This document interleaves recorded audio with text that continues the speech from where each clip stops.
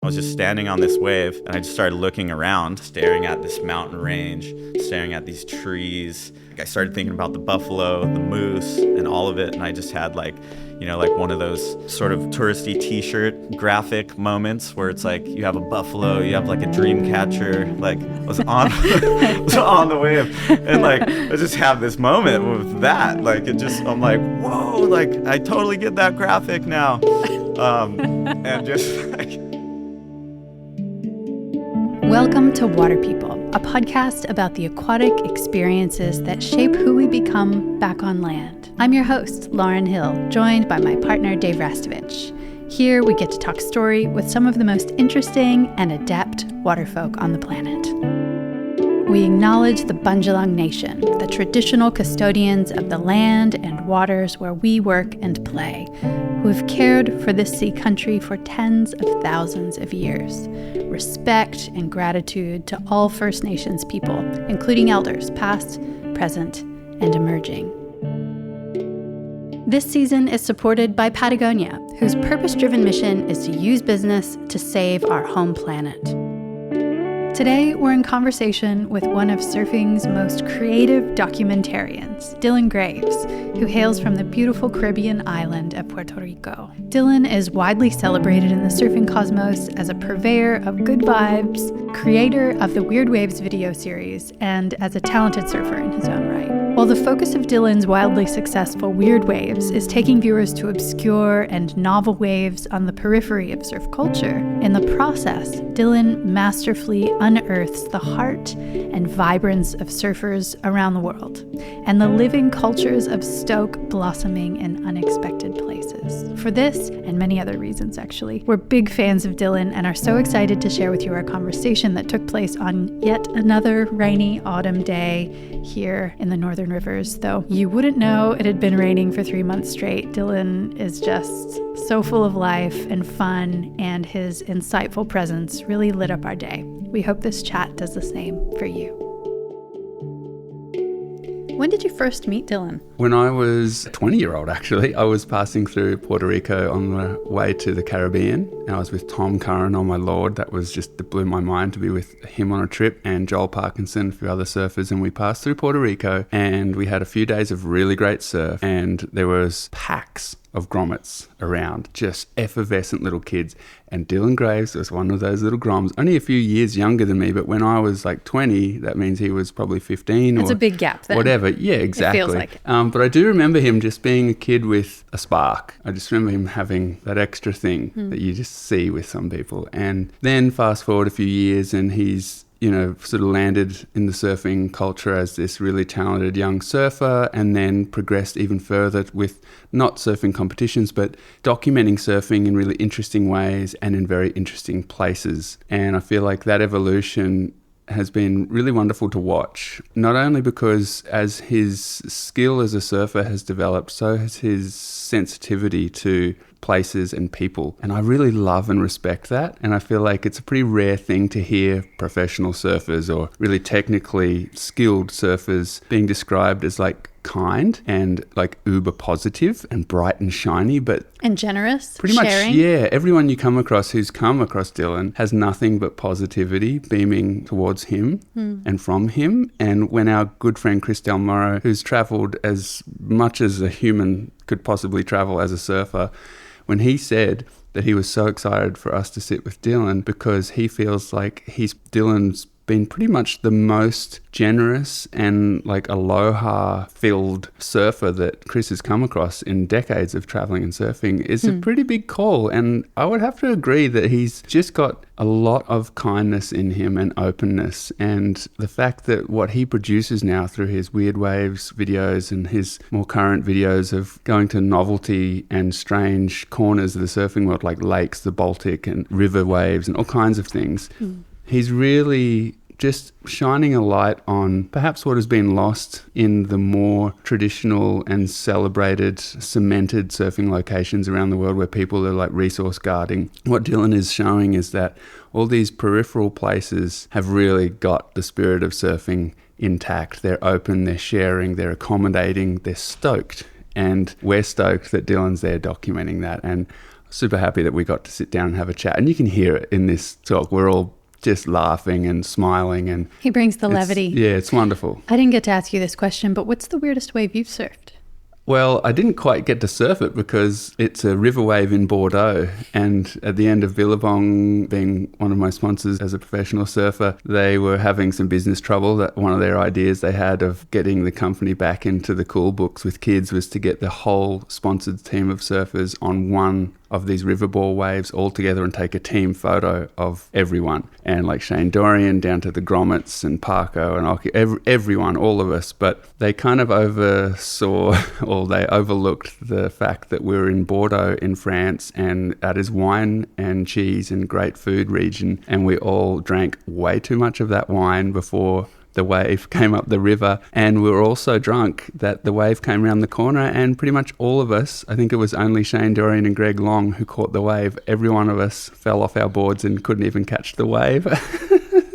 And we did that 2 days in a row. It was the biggest waste of money and the silliest idea that they ever had, but we had a great time. So technically I didn't ride that wave, but I get it. I get why Dylan goes to those places because it was so fun. It was just vibrant, and there was all these kooky people who were waiting on the edge of the river to surf this riverball wave, and it's just great. It's so colourful, and I really admire where he's taken his surfing adventures and how he does it. Dylan, you've been called both the David Attenborough and the Anthony Bourdain of surfing. Which will you choose to put in your bio? Oh my goodness. I couldn't even get near thinking about putting those two legends anywhere near my name. But yeah, I've definitely taken a lot of pages out of their books and watched all their stuff and taken a lot of inspiration from what they've done. That's for sure. We always begin by asking about a time or experience after which you were never the same. Can you share a moment like that with us? Yes. I would have to say, sort of within my surfing career, there was that, I guess, time and trip for me was going to Jackson Hole, Wyoming in 2014 for a surf trip, from which I've never been the same. Wow, that's an obscure response to that question. Tell us more. What led you there? Well, what was the hot tip to get you there for surfing in the first place? So this ended up being the pilot episode for Weird Waves. I had always been kind of curious about novelty waves. I guess that's what led me there. Thousands of conversations with people about different novelty waves sort of led me there, and then a group of like-minded people who kind of were curious about this specific one is what led me there. Yeah. Yeah. What's the wave? So Jackson Hole, Wyoming is it's like a snow town. It's a mountain town. You have all these really now famous mountain ranges around there that are covered with snow. When the snow melts, it goes into the river, creates a wave called the lunch counter that people have been surfing since the 70s, apparently. So what happened that changed you then? Why are you so different before and after that? So going into that, I felt like what I thought of as surfing or knew as surfing was just totally kind of blown open, and it just highlighted how little I knew about surf. I'd been surfing my whole life. My parents both surfed. I felt like I was pretty well versed in surf history. I would just geek out on all the surf videos growing up and everything. And I got to Jackson Hole, Wyoming, and I realized I never even heard of river surfing before. And it's been going on since the 70s. And then that specific trip, we show up, our boards didn't make it, and which was a blessing because we got to go literally check out where the buffalo roam. We went outside, we got to go and just drive around Wyoming waiting for our surfboards, seeing all this crazy wildlife that I guess just blew my mind. I was there, I had so many sort of lightning strike moments in my brain where I was I'm just standing there, we're there for surfing, and I'm looking directly at a buffalo, and it was just like lightning bolt one, just whoa, like just made me stagger, And then we're seeing moose, we're seeing bald eagles. Like I'd never seen any of these animals up until this stage of my life. And it just was like, what have I been doing? Like there's all these incredible things out here. And like, I'm just seeing this for the first time. It really has nothing to do with surfing, but that's the reason why I'm there. And then, our boards show up, we go and surf this wave, and it's a never ending wave. Like it's a, river waves, it's a standing wave. You can stay on it for as long as you physically can, if you want to. I guess etiquette, like you kind of just do whatever you want and get out because there's other people now. Is there a huge lineup? How many people are we talking about? When I was there was like, I don't know, one day there was like 10 people. Another day there was 5. Our last day, I think we had it like to ourselves. So there is a river surfing community there. Definitely like is growing in popularity. Now there's like a bunch of more river surf communities kind of popping up everywhere. Governments are getting involved now, like kind of building structures and making it safe, and realize like the benefits of people being in the water and all the joys that brings, and just to the well-being and health and everything. So is it a short season then? Because is it just with the snow melt? Yeah, so specifically for Jackson, yeah, it is. So I guess back to that wave and finishing, I guess my second lightning strike moment was, I had done like 20 or so turns on this wave.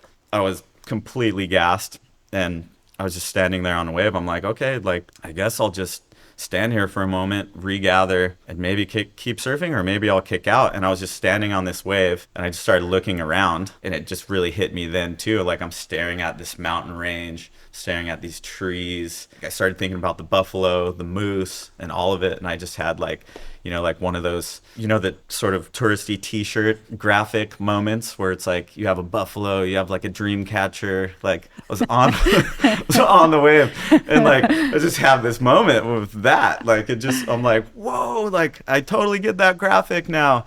And just like, I don't know, just trip out. And it was like, I just kicked out after that, because I was like, damn, that was probably the best maneuver I've ever done in surfing. And I just stood there and let the reality of what I was doing completely like just punch me in the face. It was just like, I don't know if I've ever just had that moment up until that point on a wave where I just stood there and was just like trying to take in a larger, well, that's kind of unique to a standing wave too, isn't it? Because it's continuous. Like you really have all the time in the world, don't you? And maybe different than most ocean waves.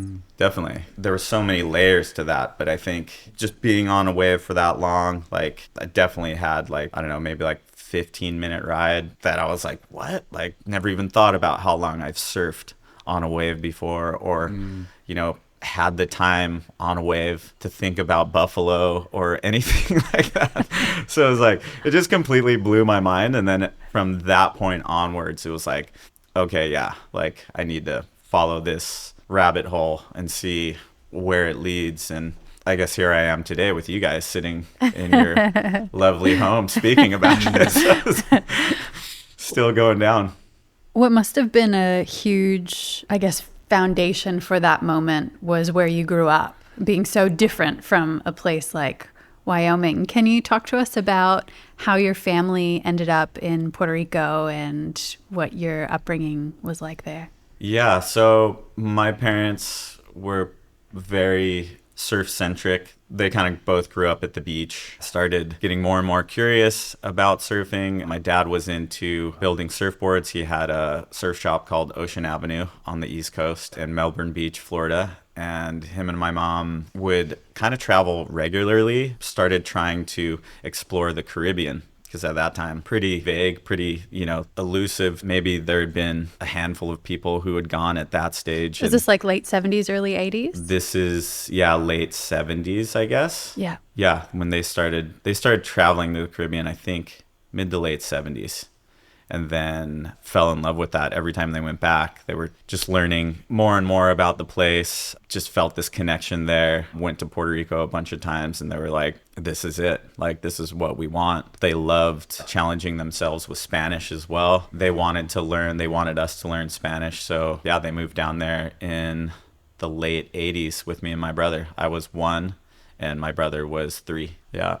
Wow. And so where you went, did you stay in that particular spot on the island? Was like there just one home base and you all just stayed there for your childhood? More or less, yeah. I grew up in Isabela, Puerto Rico, which is like a paradise. I'm so grateful to have had the chance, like, to, I guess, call that home and grow up there. And so, yeah, that was, I guess, our home base. And then as me and my brother started surfing and wanting to explore ourselves, our first ever surf trip outside of Puerto Rico was to Tortola, which is like a 15-minute flight or like a couple-hour ferry. But I remember we took the plane over, and ever since then, I guess that's another life-altering moment for me, was that very first surf trip to Tortola. And even though it was only a 15-minute, plane ride across, it was like a completely different world, and with all these unique waves and different sounding people and different culture, and it just kind of like blew my mind of like, wait, this is like, you see it on a map, you're like, oh, that's just here. Like, we're so close, yet it felt so far away. Like, might as well have gotten on like a 12-hour flight somewhere and landed in Tortola. I'm just thinking about and appreciating how brave your parents were to make that move at that point in time when the world felt a lot bigger probably, and they had an established business. What did they do did they have a community in Puerto Rico? Did they know people, and how did they set you all up? Yeah, so the surf community in Puerto Rico at that time was really small, but they kind of immediately felt a connection to the people there, and they also sort of felt like a connection to the growing of like what surfing was there. They're like, wow, this is cool. Like, there's all these interested people and really good surfers. There was like Jorge Machucas was from there, and ripping, and there's Papo Pingri was like up and coming at that time and was just this crazy ripper, and they just saw all this talent and this, like, I don't know, sort of fresh take on it. And obviously the waves themselves are like, this is it. But yeah, I mean, I trip out like looking back on it, and also talking to my mom now, being a parent myself, thinking about moving to a place that's like, I guess, not somewhere that you grew up, where everyone. Well, you've done it too now. I guess I've done it now. So I'm now living my own version of that here. Learning to Australia. speak Australian. That's right. It's a whole new language here that I'm learning. I've never actually thought of that until now, but I guess I'm doing what my parents did. Isn't that funny? That's how cool, we do yeah. that? We do. Yes. There's a pattern here. Wow. That's classic. Okay, so they set the family up, and did they open another surf shop? Where did they go from there? So my dad kept the shop, and he was kind of going back and forth. Okay. And he had the shop, and he was also a rep for different brands. And then they were looking to expand. So I think that's what brought him to Puerto Rico in the first place, was to go down and see, hey, is there accounts here? Are there people who I could maybe, sell more product to? And I'm going to go surf at the same time, because why not? He's down there. And then, he just kind of fell into that. There was, I guess, kind of some new emerging accounts that he linked up with. There was, I think, 2 or 3 surf shops in Puerto Rico back then by the late 80s. And I guess they were like, I don't know if they were big accounts or what, but he was just like, him and my mom were like, I just want to figure out how to do this, because they just loved being there and wanted to have that life for them and us. I've been chatting with your mom a little bit back and forth. Yes. Which is just so sweet. We got to meet her in person when we were on the beautiful island there last year. First of all, she said that she's just so proud of you. What did she say? I love that he has made a path in the surfing world. Very proud to see him create and interact in his own way with people from diverse backgrounds. She tells me.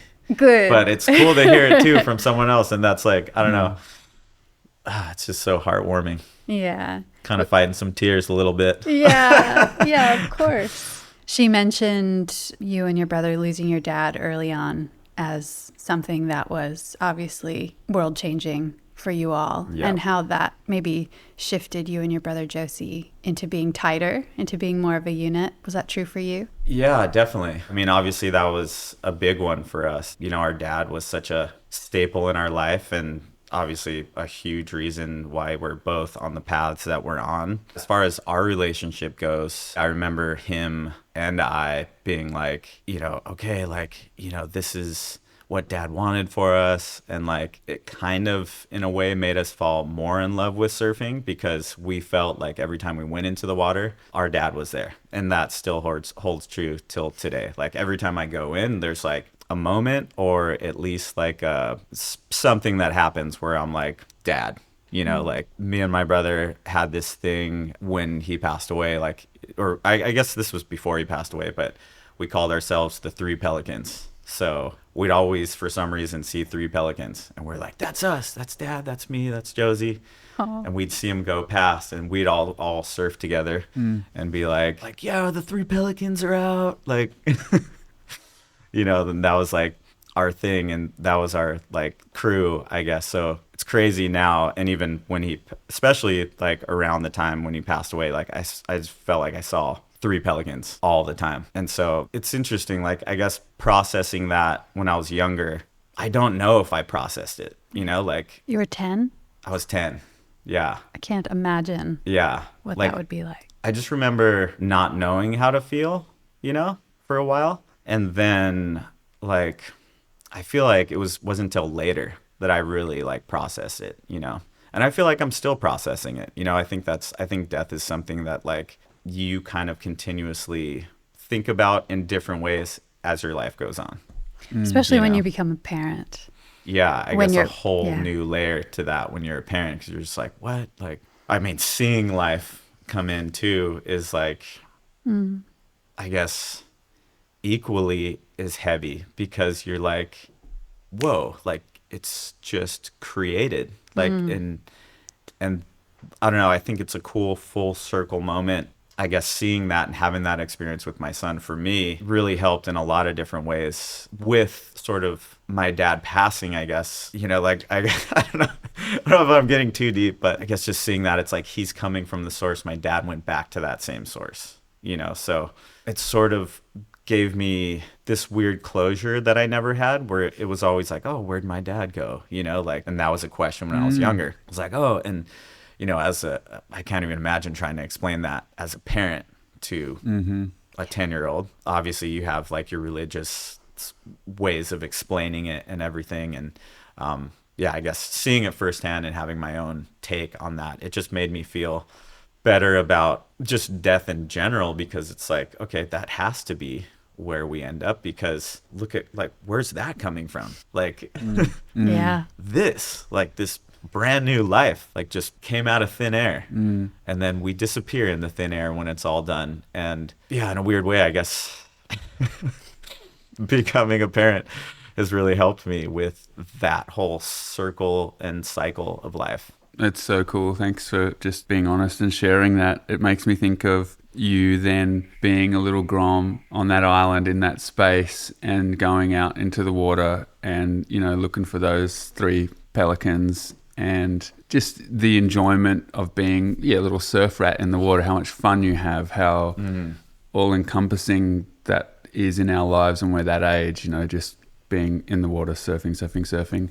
And I think about the place that you're doing that and the nature of that island, and it's quirky. You've got so much coast that changes direction, rock shelves that pop out of deep water and are instantly shallow, waves that bend and bounce and refract, and all these really interesting, captivating kind of corners. It's not like here in Australia with a long sandy beach for miles and miles. It's like you go 1 mile in front of where you grew up and there's multiple waves.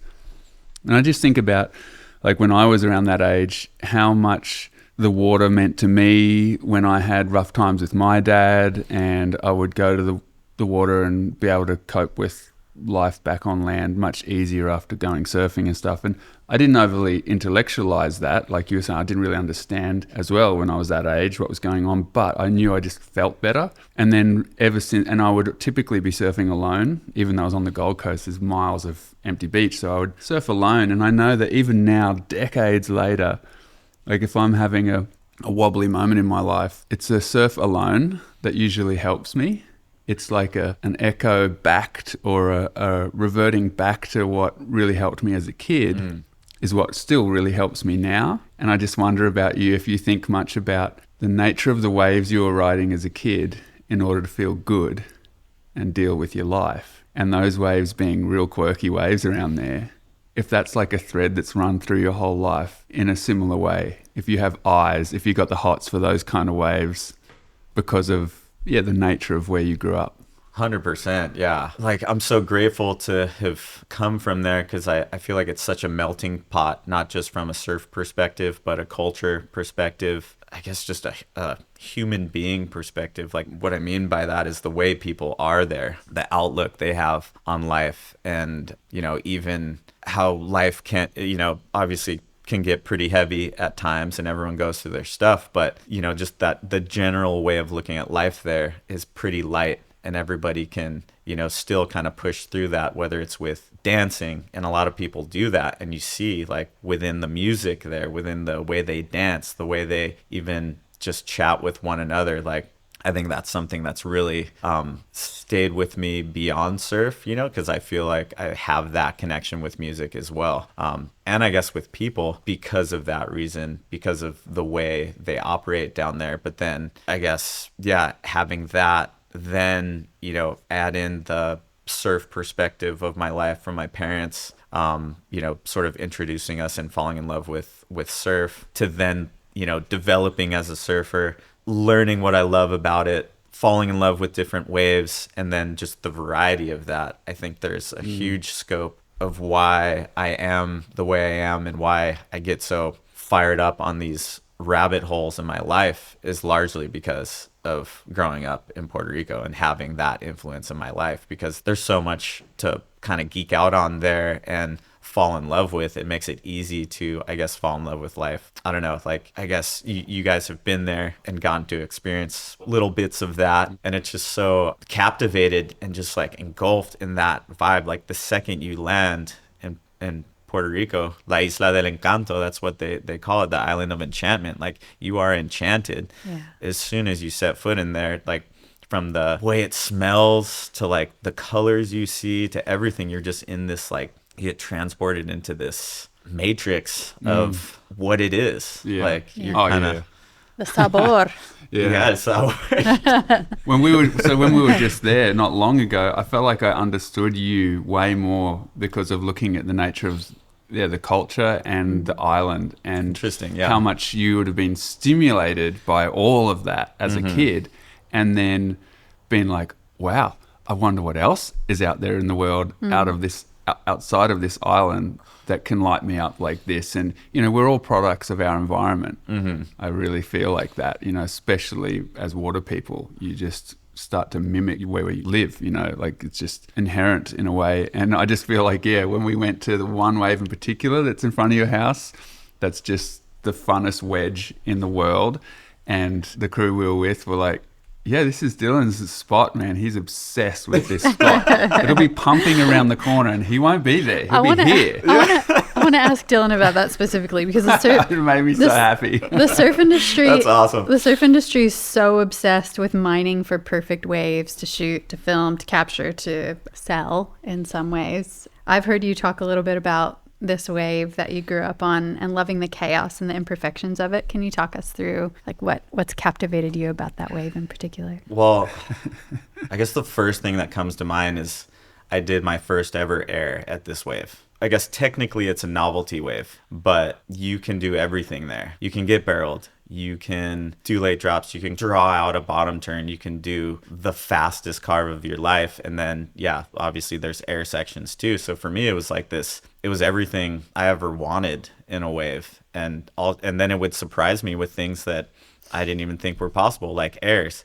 And then, I guess the more I got to know it, it was like, there's a wedge that sort of connects to the peak, and you can stand up on like a waist high wave.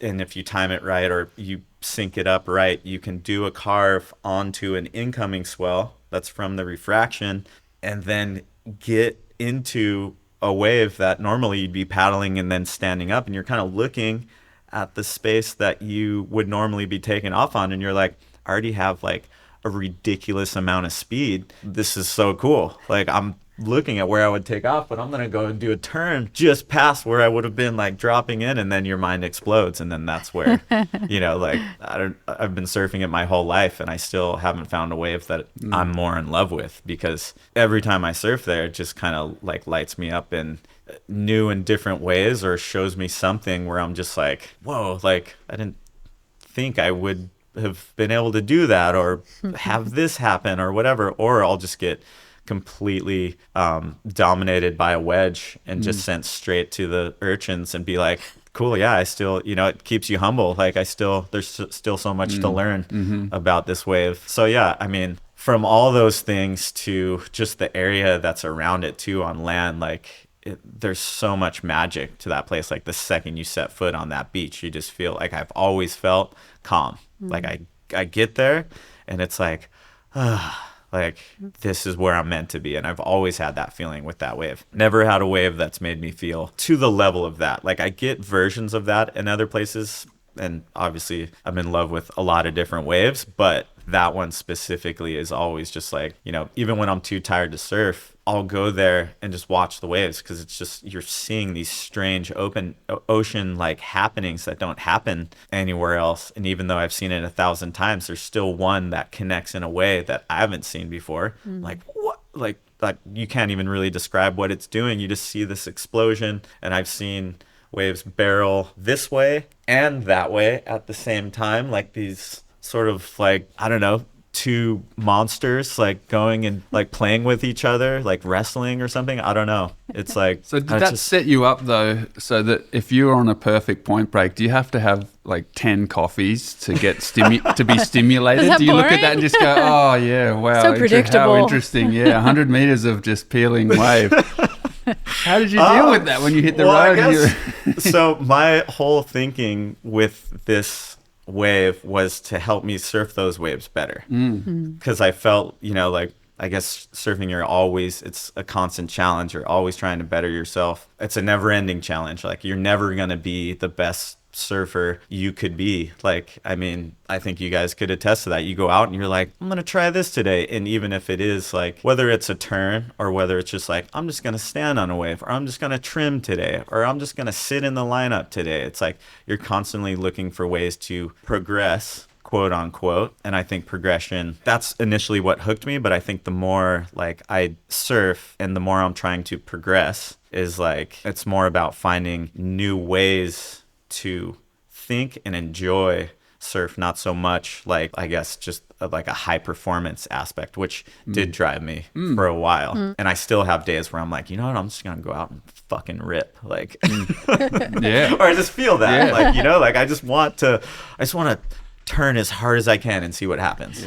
Growing up in Florida, I remember seeing you as like, you were the child prodigy. You were like the up and coming next Kelly Slater Quicksilver kid, to all of us on the continent. How did that land for you? You were lauded and celebrated and supported from quite a young age. Obviously, you've changed directions many times since then, but how was that particular moment in your surfing career? Yeah, I mean, I still am wondering what I was doing getting invited on that trip with Kelly Slater, Tom Carroll, Ross Clark-Jones, Dave Kalama, Rye Craig. Like when they told me I was going on that trip, I was like, Peter Mell, and then all the cinematographers who were going, Sonny Miller, like Jeff Hornbaker, photographer. Like there was just like this stacked crew, and they were like, I remember the team manager at the time calling me and telling me that I was going. Did I say Kelly's name? Yep. Yeah. Okay. Because he was so my dad and mom knew Kelly, of course. Melbourne Beach, like Florida days. Yeah. My dad, I think, sponsored Kelly at some stage, and he worked with my dad's business partner, Bruce Walker. And yeah, my dad was one of the like main locals at Sebastian Inlet. So Kelly grew up at Sebastian Inlet, sort of climbing the ranks. And your dad was the enforcer. Yeah, my dad was making sure everyone was in line. Back then. Never heard of anything too drastic, but somebody recently told me a story about somebody, I think it was Kelly actually, who told me someone was getting out of line. Some kid was just getting a little mouthy to my dad, and I think he said my dad like took off his leash and just pushed his board in. I was like, but it was totally, he was like, it was totally warranted because he was like saying all this stuff, but he had like told me the story and I was like, whoa, like I'd never thought about my dad in that light, you know, like. Can you imagine doing that to someone? No.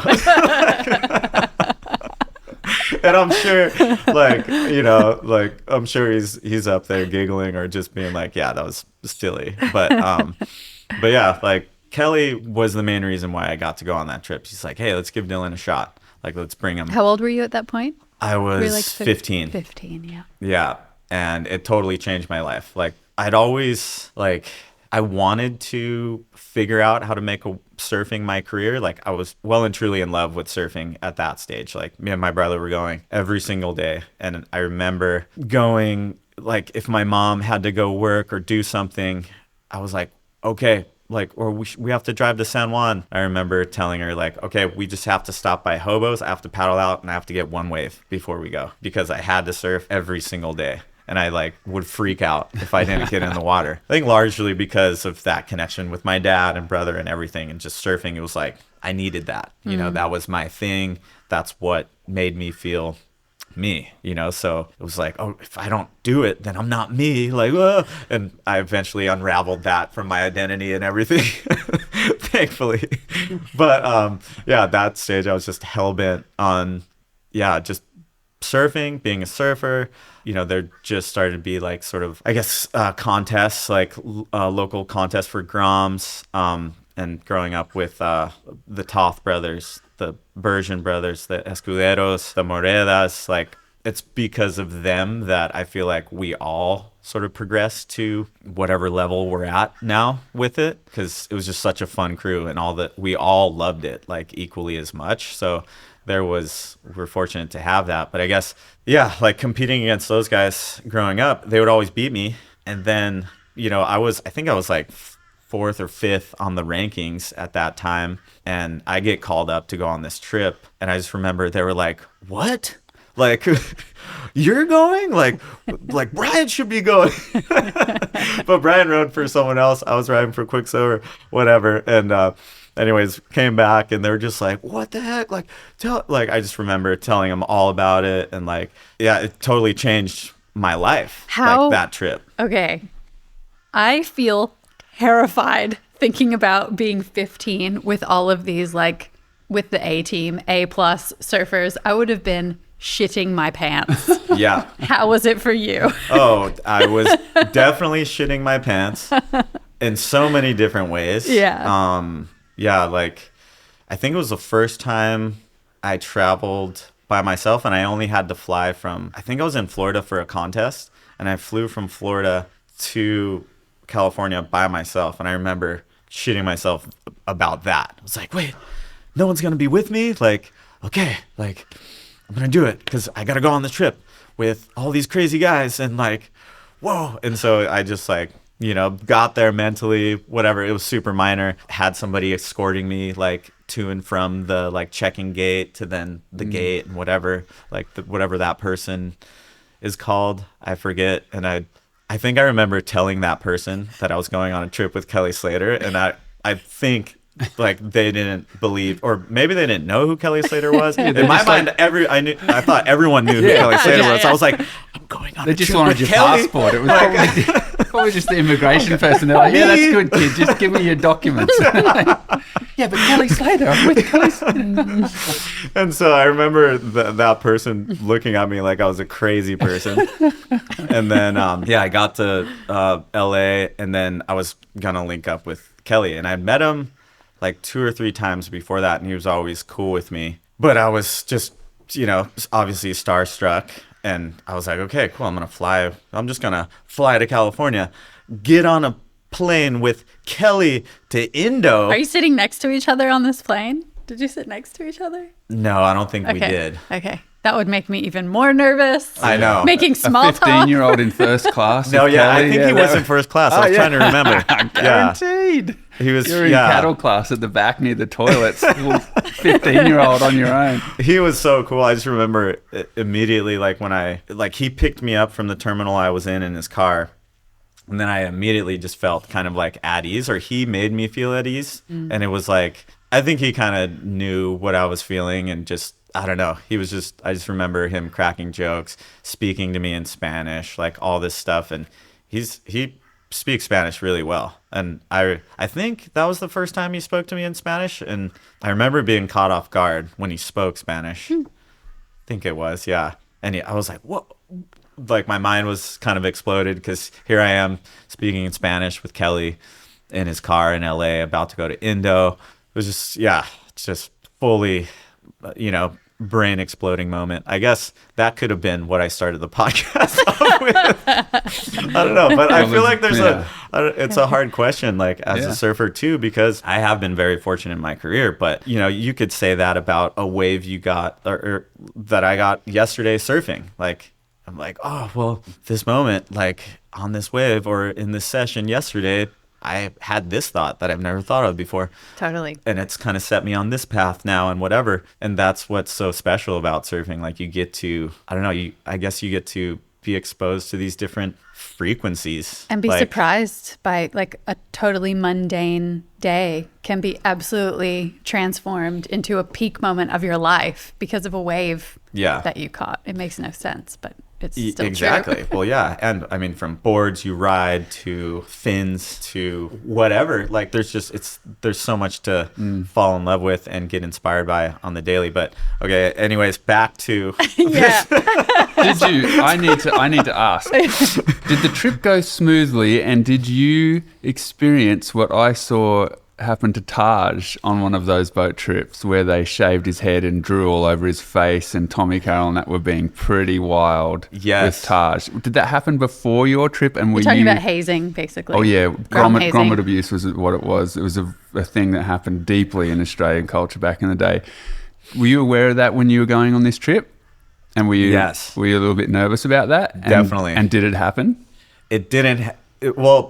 They basically, the extent of the grommet abuse that I got on the trip was on our last day. They realized they hadn't done anything to me, and we're all up. I just showered, put clothes on, and we're on the top of the boat. Everyone was just kind of having a moment watching our last sunset, and they're like, "We haven't done anything to Grom on this trip," and I'm like, "Oh God, here we go!" Like this is what I was like fearing, and all they made me do, they were just like, "Hey, jump off the boat in your clothes and we're good." I was like, I'm down on that. Like, that sounds like fun. I was maybe thinking I would do that at some stage anyway. So I jump off, come back, come up. They're like, okay. Sufficient. But yeah, going into the trip, like, I think that scenario had just happened like a few years earlier with Taj. And I remember reading it in one of the mags or somewhere, or hearing about it. And going into the trip, I was so nervous. So I was just like, I was walking on eggshells. I was just like trying not to be seen, basically. I was just like being a ghost on the trip. And like... Well, it worked. And it worked, yeah. But I also was like, I just remember, like, I don't know, I was 15, and I sort of didn't even feel worthy to be part of the conversations that were happening. Or maybe it wasn't that I didn't feel worthy. It was just, I was just more like, I was just a sponge. Like, I wanted to hear everything. I didn't want to say anything. I was just like, what is it normally like? Like, I had 1,000 questions, but I also just wanted to, like, see them operate, how they operate. I think that says a lot about you. It does, 100%. And I remember even going, like, surfing. I was surfing with them, but paddling back out, I was like, I wanted to take my time. And then there were certain sessions where I just went in, because I was like, I was just seeing them do this incredible surfing. And at that time, like, you're still kind of getting, like, I was waiting for VHSs, DVDs. I think it was DVDs by then, of different trips to come out, so you could see what the latest you were surfing. watching the live. And I'm watching the live thing happen. Yeah. And I remember hearing Kelly and Dave Kalama break down airs, and it was right when Kelly was kind of trying rodeo flips and figuring out new aerials and stuff. And I was just like, what am I seeing with my eyes? Like, I can't believe I'm here, like, watching this. And then in the session, I was like seeing him try. I was just, and I went in. He's doing this, like doing that. Like, if I had a camera, I would have been like, just, I don't know, like filming myself. Like, I wanted to film so I could go back and show my friends and watch it. Like, obviously there's Sonny Miller and the whole team that they had with them filming this, but it was like, I just wanted it to, like, at the end of that day, go back and watch it over again and And I remember like closing my eyes and just being like, oh yeah, he was going at that like this. And I was learning airs myself and trying to figure it all out. And it was just such a profound trip for me in a lot of different ways, like seeing that firsthand. And yeah, it totally changed my life. Did you come out of that experience feeling like you'd risen to the opportunity? Yes. Well, yes. Like I was nervous about that going in. I was like, do I surf good enough to be here? You know, like that was definitely a question swirling around in my brain. But then I remember also being like, okay, well, if I can impress even one of these guys, like I think I have what it takes to like make a career out of this. So I just remember like focusing on that and just like, I don't know, just like wanting to do like a sick turn in front of one of them or something and being like, yeah, like I'm good enough to be here. Yeah. I reckon you were. I remember when that happened, and I remember everyone talking about this tiny Grom who was charging. And I don't know, I can't remember what wave it was, but I feel like it was a solid left that you surf, and you were such a little guy, and you were just having a proper dig. And I remember, you know, like just ripples going around the surf community because everyone's watching each other, you know, taking note of each other, inspired by each other and stuff. And I remember that being the case, which was cool. That's rad. Yeah. Yeah, that day specifically, that big left, like we had gone the whole trip and there wasn't really waves. We got like our best waves the very first day. There was some barrels, but it wasn't really like anything too heavy. So it was kind of like small waves up until that point. And we extended the trip to stay for that swell that kind of popped up. And then I just remember being super nervous at that stage. And it was like, okay, this is it. Like it really felt like my moment to be like, to show the crew like why I was there. And we pulled up to that left in the morning. And I like the night before they were like, oh, it's going to be big. So you have two options. Like you can paddle out at this left and guinea pig it for us. Or they had all their girlfriends come and meet them on the boat at the time. And Ross Clark Jones's wife brought her friend, and they were like, you can either paddle out at this left, or we're going to lock you in this room with the one single lady. Ross's wife's friend. And I was so terrified of that. I was like, no, I'm surfing. That's ridiculous.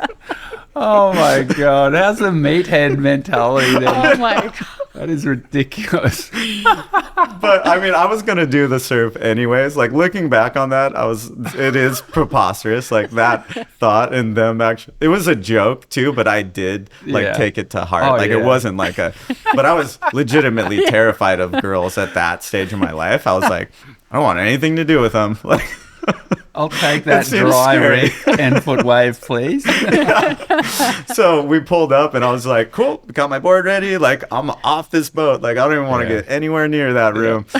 And the captain was like, oh, he's ready to go. Like, and they had skis and everything on the boat. And the captain's like, here, I'll whip you in on the tinny. Like, let's go get you in on one and see how big it is. I was like, oh, that's cool. Sounds like a perfectly reasonable, normal thing to do is just go get whipped in on a tinny for the first wave. And so I whip in, feel this wave, and it felt small because I didn't paddle into it. And I kick out, and everyone on the boat was losing their minds. And I was like, I didn't do anything.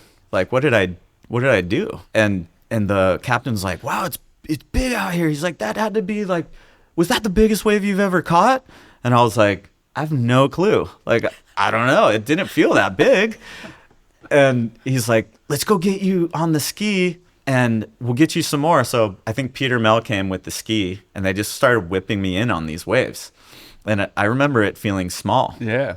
The whole session to me seemed like, I don't know, I was surfing like a maybe like ceiling high wave. Yeah. Where in Puerto Rico, I'd already experienced that. So I was like, they're like, that's the biggest waves. Everyone was saying, this is the biggest waves you've ever surfed. And I was like, I don't think it is. And then they were all like, oh, he's trying to like say he's like this crazy like big wave charger or whatever. And then the whole day goes on. Like I see other people surfing and it looked big, but with like a normal sized person on it. It was like, was like, I think I've surfed bigger than that. But then I saw the land angle at night. They showed us the footage and we all got to see everything. And it was definitely the biggest wave I'd ever caught. But, you know, I've been whipped in, so I didn't feel anything. And I was just tripping. I was like, whoa, like I just rode the biggest waves I've ever like rode in my life, like in front of all these crazy people. And it was like the craziest like surge and feeling. And it definitely like had a lasting effect on my career that just like, I don't know, it just gave me this weird belief, as silly as it was, to like feel like I had to prove myself to those guys to actually do it at that stage. It was like, okay, cool. Like maybe I can do this. Like, Yeah. And it was that when it kind of changed my mindset in that moment of like, okay, I have what it takes. Like I can do this. That's cool. It is. Also, like, that's kind of what the surf industry is. Yeah. Impressing or having a relationship with particular people who can say yes to the next project or the next contract. Unfortunately, yes. Yeah. And again, I've learned how to sort of detach from that and then, you know, operate within it without getting too cynical, because you can, you know, obviously that side of our sport is my least favorite. And I think any industry would say the same, like music, skating, snowboarding, you know, any artist. Like it's like you just want to be in the thing that you're in love with and not deal with all the politics. But unfortunately, that's just the way of our world. Is it gets intertwined with our industry and what we love. And yeah, I guess you just learn to do your best to operate within that and still hold true to, I guess, your beliefs and who you are and why you do it.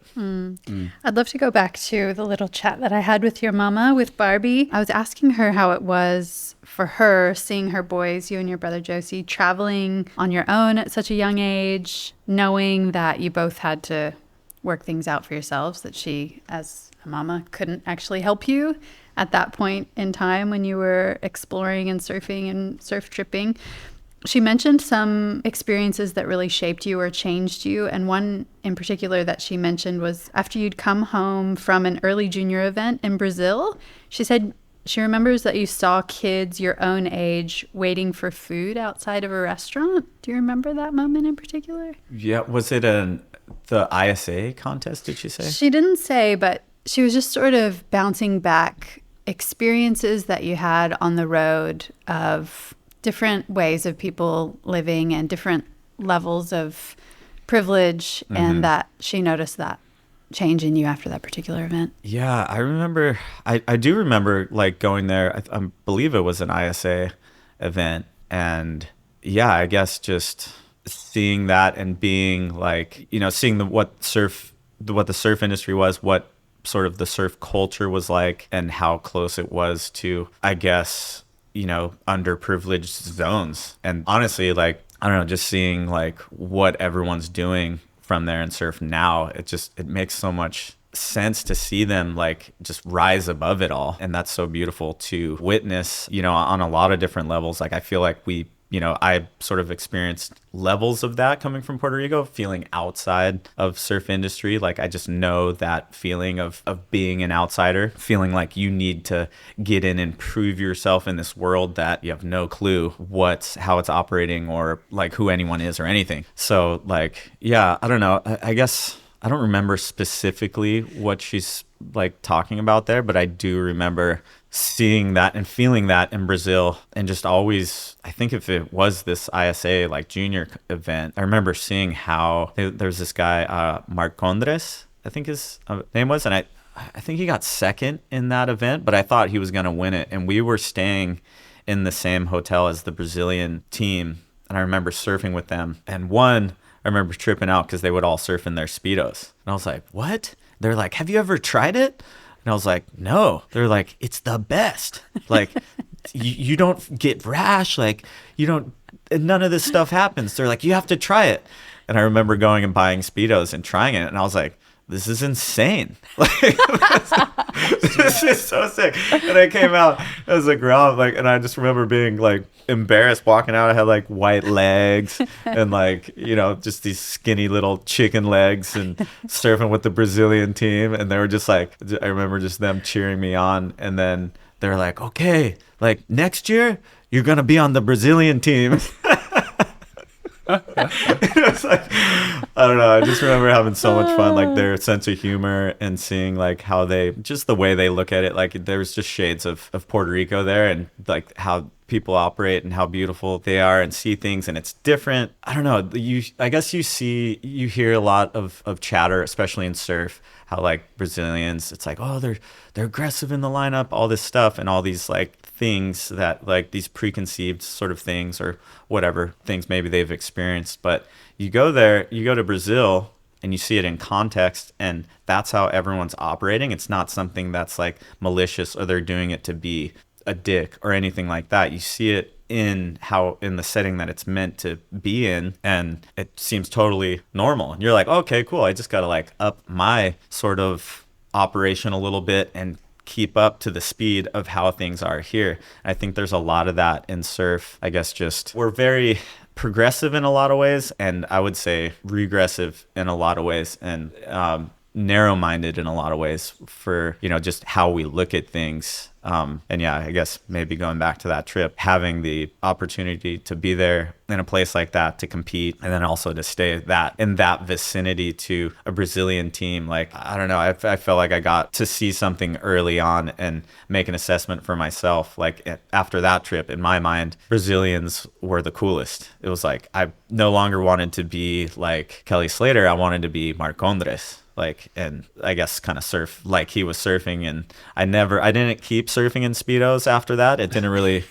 Your mom actually mentioned, your mom mentioned that you and your brother used to wear boardies over your wetsuits, and she would just chuckle on the beach and be like, I'll let them figure that out. I'm not saying anything at all. Yeah. Well, I remember going to Florida for the first time, and I don't know, I take my hat off to my mom. Like, me and my brother were such surf rats, and also wanted to figure everything out for ourselves, as you do. And I'm seeing that with my son, and I'm like, okay, yep, I had this coming.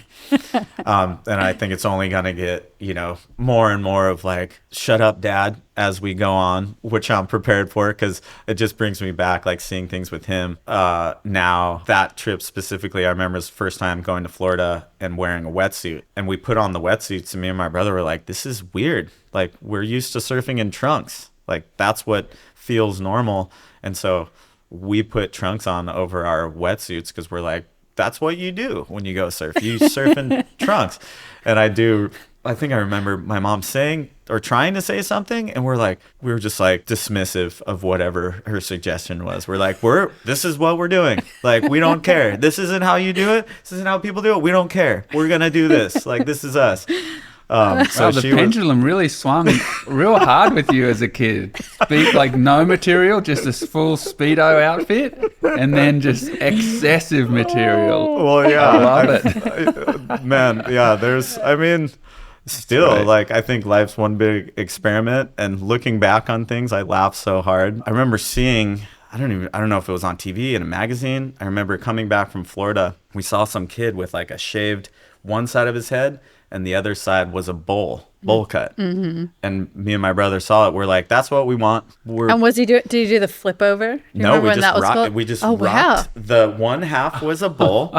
The other half was like a buzz cut. And so we just ASIM. Wow. Yeah, we just had an ASIM haircut. And we thought it was the coolest thing. And I remember my mom tripping out. She's like, you realize how ridiculous you're gonna look? And we're like, yeah, we don't care. Well, this is what we want. And so she was always so cool like that, like letting us do the most ridiculous things. And I'm guessing Marty's seeing so much of myself and my son, and especially in how he like acts and just his like the way his mind works. I'm like, yeah, you're my son. Like, I see so much of me in him, and so I'm scared to see what's gonna unfold over the next I think you probably should decade. be. Yeah. Reliving all this is, it's wild.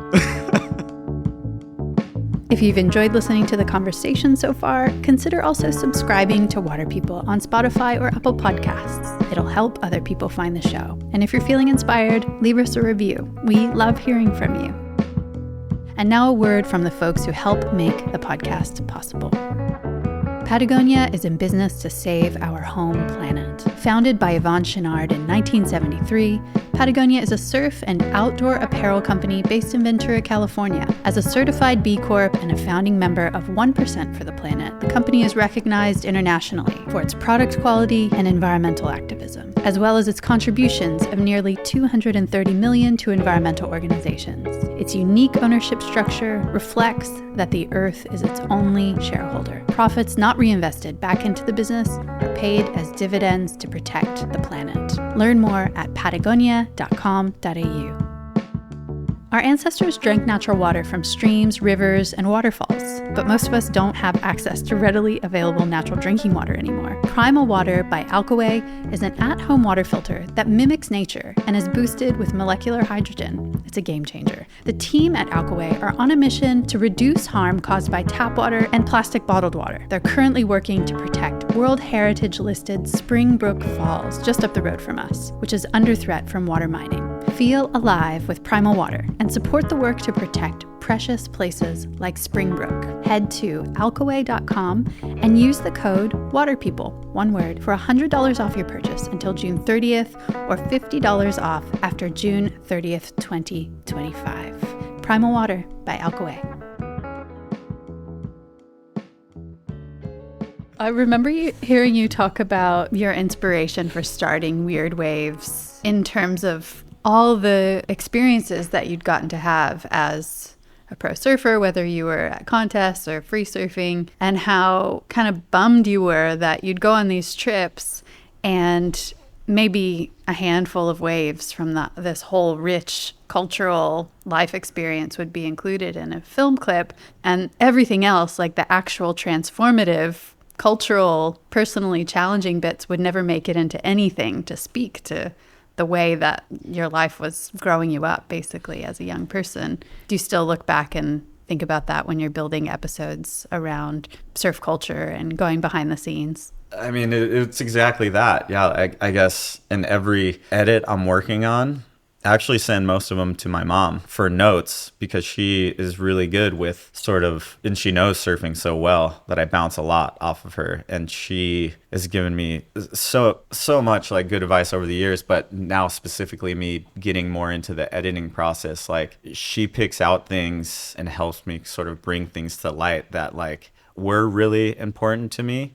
And when I catch her attention with something, then I'm like, okay, I'm onto something. Cause like my mom is interested in that. And like, I just know she's just very intelligent and has inspired me in so many ways. Like as soon as she lights up with something, I'm like, that's it. And now the same with my wife.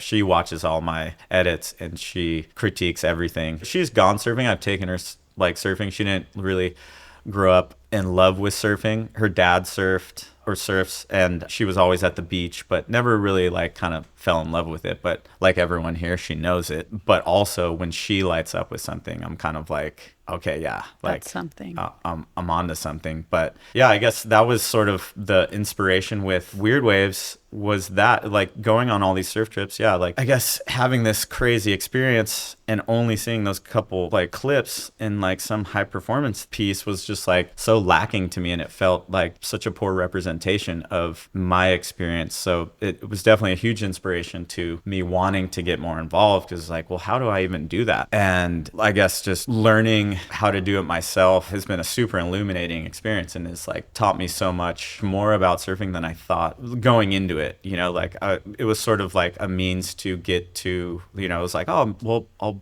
try this out and see if I like it. Maybe I can turn this into something or use it for my career, or, you know, whatever, just learn something along the way. And so, yeah, like that was definitely a driving force to like want to do that. And then I was fortunate enough to have friends like Dave Malcolm and Jerry Ricciardi, who are just master filmmakers. And actually I lived with Jerry for a year before he went on to help create Vice. We were trying to hire him as like, me and the Godowskis brothers, as like our filmer, and come up with enough money to like pay him and whatever. And yeah, I'm so glad that he just moved on, because he was able to do so much like more with his career and everything. But he always would come back, and he loved surfing, still does. I still bounce edits off him as well and get notes from both him and Dave and Jimmy So yeah, it's I think, I don't know, it's cool to see what each person picks up and try to walk that line of like, how far do you go with each thing and how much do you include? Yeah, and that whole process has been like kind of like a really fun one. And did it take 8 years to get Weird Waves across the line? Such a no-brainer. It's such like a interesting but also kind of harmless concept, Weird Waves. Seems like it would have been a quick yes. I think I'm always surprised at how long it takes sometimes to get even really soft ideas across the table in the surf space. Were you surprised by that too, or what was that experience like? Definitely, yeah. I mean, so the initial idea, which was just a conversation in Van's headquarters of ideas, as you do when you link up with different people, even at your local brick. We're just filled with all these pipe dreams and ideas and things that would be cool to check out, as we did when I came in this morning. It's like, we should go and try this. Yeah. It's like, that's just the culture and I feel like our nature, like, I don't know, as surfers, you're like, whoa. And now you guys, like, you know, being involved in the process with your podcast and then also filmmaking and all the films you've been involved with, it's kind of like, I guess, hard not to have your surf brain get infused and entangled in that. But yeah, so we're there kind of chatting in headquarters, and one of the main producers for Vans and main videographers, Graham Nash, Jared Abe, Steve Zaitsev, they were sort of trying to come up with concepts and grow Vans' YouTube channel. And, you know, as filmmakers, they wanted to do more things in surf. They all surfed and wanted to do something more. Like, obviously, Vans is very established in skate. They're like, how do we, you know, obviously still to this day trying to be like, how can surf be, you know, what it is in skate, like, especially at Vans as a skate brand. So it was like, you know, I don't know. It was just something that we would always chat about when we'd go in there, and then it just got to a stage where they're like, we're gonna do it, we're just gonna come up with this concept, we're gonna go out and film it. And that's what ultimately ended up coming or being that Wyoming trip. And then so, like, I think the first conversation was in 2011 or 12 about it, and then that trip didn't happen until 2014. And then so we went and shot, we surfed Jackson Hole, Wyoming, and then we went to Puerto, Texas to surf tanker waves and do the same thing there. The idea was to shoot 2 episodes, put them out, see how people liked them, go from there. The whole project ended up getting canned by somebody internally at Vans. They're going in a different direction. How many times have you heard that in your career? Oh, this isn't us right now. Okay, we're going to do this. We were just sitting on this footage. It was already shot. We had already, like, they had edited about 75% of the Wyoming piece. The other one was maybe 40 or 50% or something. And then they got canned. So it was just sitting on a hard drive in Vans's headquarters. And I'd also, like, gotten injured right at that time. I think I'd broken my ankle.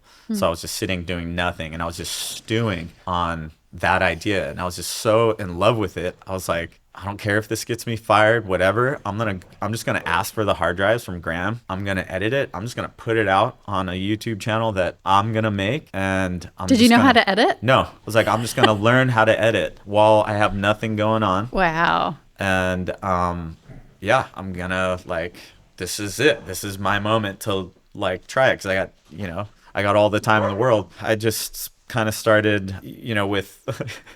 Oh my God, what are they doing out there? They never I interact. love this kind of stuff. They never interact. I love it. They're just being dogs. Yeah, dogs being dogs. It's good. I don't know. I like including that stuff in things because... That's real. Yeah, you're somewhere. Like, we're somewhere. We're somewhere. Yeah. We're not, like, in some weird podcast cloud. Like, we're in your guys' kitchen. Okay, you started rattling off names then. I want to know how many types of waves there are in the world. So we know there's ocean waves, and there's all the myriad ones of those. But from you, who's the most experienced odd wave and standard wave guy out there. Also a Guinness World Record holder, maybe unofficiated. Unofficiated. I'm still waiting to hear the official result. I mean, of that, there's video footage, so it's pretty obvious. I did 48 turns on a wave. Wow. Which is... Sounds exhausting. Yeah. It's exhausting. It sounds ridiculous. Like, I loved that episode, by the way.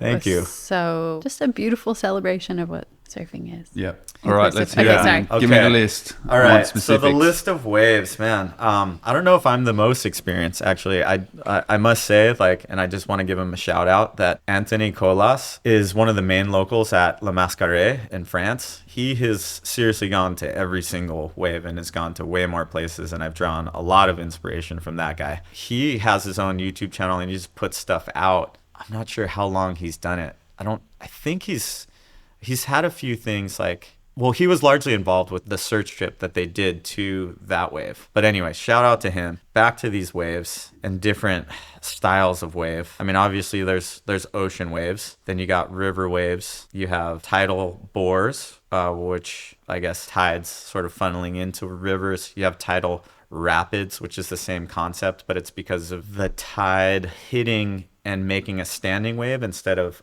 riding the tide head. Human-made structure waves. So like a tanker. Yeah, I guess there's like tanker or a waves. Boat. Yeah, there'd be like boat waves. Yeah. And then wave pools. Mm-hmm. What about the avalanche waves? Have you ridden any of those, or when things carve and? Yeah, the calving glacier waves. Well, I did it in Alaska, but there are a few different spots around the world you can go and do it.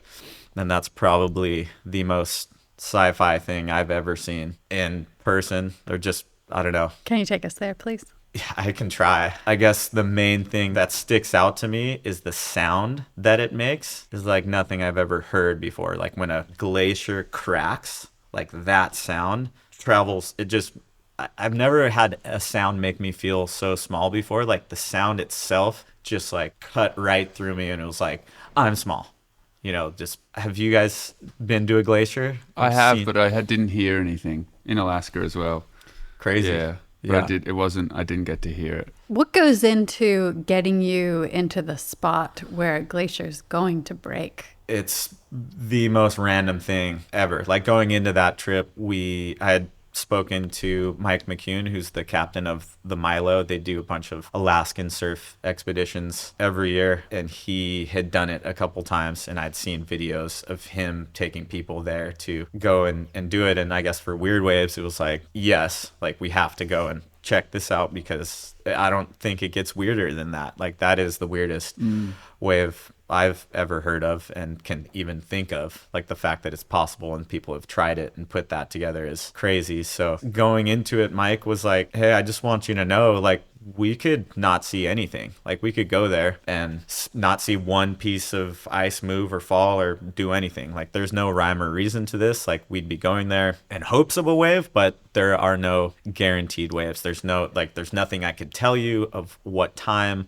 one would fall, when we might see more. Is someone looking at like geothermal temperature changes, or do the cracks happen when the sun hits them at a certain time? Is there any rhyme or reason to any of that you know of? I don't think that there is. Like I don't know, maybe there is like data where if you go, I don't know. But you weren't using it. We weren't using it. Mike's not using it. Yeah. They just went and they're like, oh, we just stop in, from time to time and just look at the glacier, because it is magnificent. Yeah. Like it's one of the craziest sights I've ever seen on top of that sound. But you're looking at like, say, a Grand Canyon size piece of ice, like. Wow. And it's just, I mean, there's no words to describe that. You pull up on that in a boat and you're just like, all right, like it just washes over you. And you're like, you can say things like, look at that. Or, whatever wow. we say as humans. Yeah. Wow. Like, so are you wearing your wetsuit the whole time just in case the thing breaks? So all day and all night? Are you doing everything? Are you saying yes to that? Yes. Yes. Yeah. Oh, you must have stunk, man. Oh, we were sweating in your suits, disgusting. Waiting? Yeah, so it got to a stage like we were fully delirious, like so we were there for 3 full days, and by the end of it we were fully like snowblind, or like we were just completely out of our minds. We were, by the end of it, we're sitting there drinking whiskey, like we just had a whiskey bottle like on ice at all times. That and Why Oreo cookies. Because that's all there was around, and it's cold whiskey, and that's great. That's like the best way. Don't you want it to be warm? Well, It does that anyway. there's no way to not have it be cold. You're on ice, so I mean, it does warm you regardless. And Yeah. I still would prefer it to be chilled, even being cold, because once it goes through and your body starts processing it, then you're just warming up. But that was definitely the name of the game, is just staying warm. So like whiskey was a big factor in that, and so I guess maybe at a certain stage, definitely late in the day, you're staring at a big ice chunk for the entirety of the day in hopes that something would fall. Whatever, there were so many false alarms, even pieces of ice that would fall, nothing would happen. You have no idea where it's going to break. It was the most random thing I've ever And then there's experienced, but like the issue of also distance. one Like, of the coolest. can you get to it in time? Yep. And not get too close?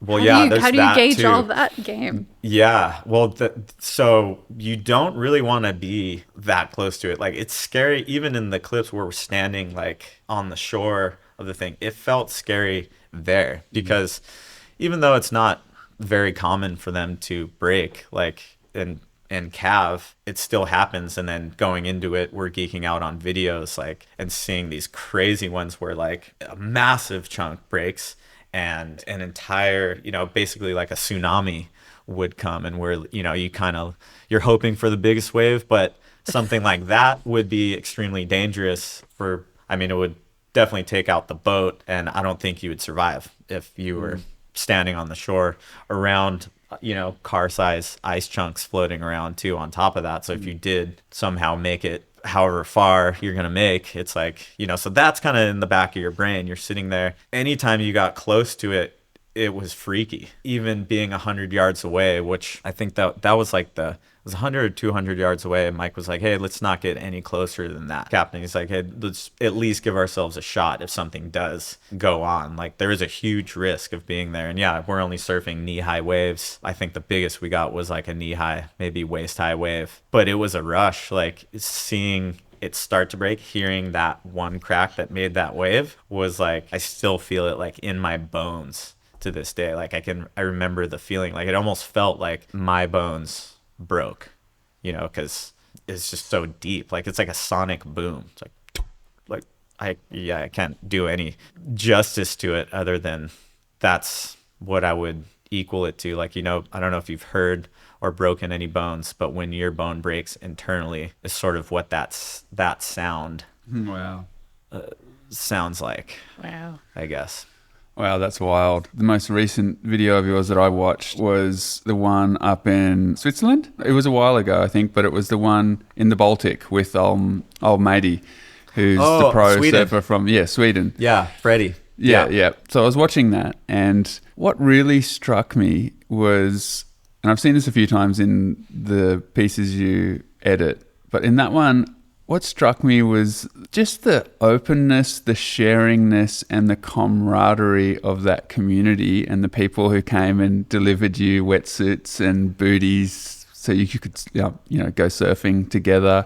And the lady that you featured was like an accountant or something, and she's talking so sweet and so like romantically about that place and those waves. And I just was left with this feeling of kind of like a restored view of people who surf. And it was that feeling that made me realize that what you're doing when you're making these pieces about these obscure spots where people surf, and the quality of the waves are, what they are, they're lower than the Gold Coasts and the North Shores of the world. What you see there is, you would imagine people being protective because the resource of waves is so little. You'd imagine people are like, oh man, we only get this tiny window, we've got to make the most of it. But what you keep encountering is the opposite, this openness, this absolute stoke to bring you in and share their place with you. And I just can't help but thinking that you're shining a light on the kindness of all those people. And I just wanted to know if that's something that revealed itself to you as time went on, where you kept turning up to these places where, instead of there being like ideas of ownership and localism, which is, a bit of an ugly branch of the surfing tree, instead of that, you were experiencing this warmth, this bringing in and welcoming of a visitor,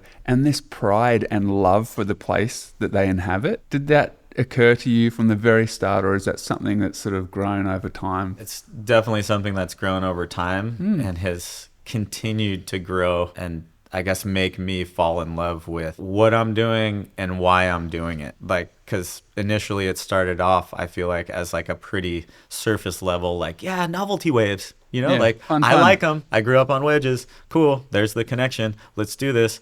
But then as we've gotten into it and I've, I guess, used it as somewhat of like a crash course in production and editing, that it's really drawn me in a lot more from like wherever I could have imagined it going as like an editor. Like I always thought it was something before I did it that would bore me. And I never tried it because of that, because I was like, it sounds boring. And then as I started doing it, it's just like, it's brought out all these different things about surfing and helped me like learn it better because I'm so involved. And then through the process of going to these places, it has been these local crews like that, like Freddie Meadows and his whole like crew there in Sweden. Like that stuff just doesn't happen in surf, like in normal surf scenes. Like no one drives across a country to give you wetsuits because your bags didn't show up. Like when does that happen? But like it's so unique. And then also just not only that, like not only did they do that for me and like bend over backwards, but then in the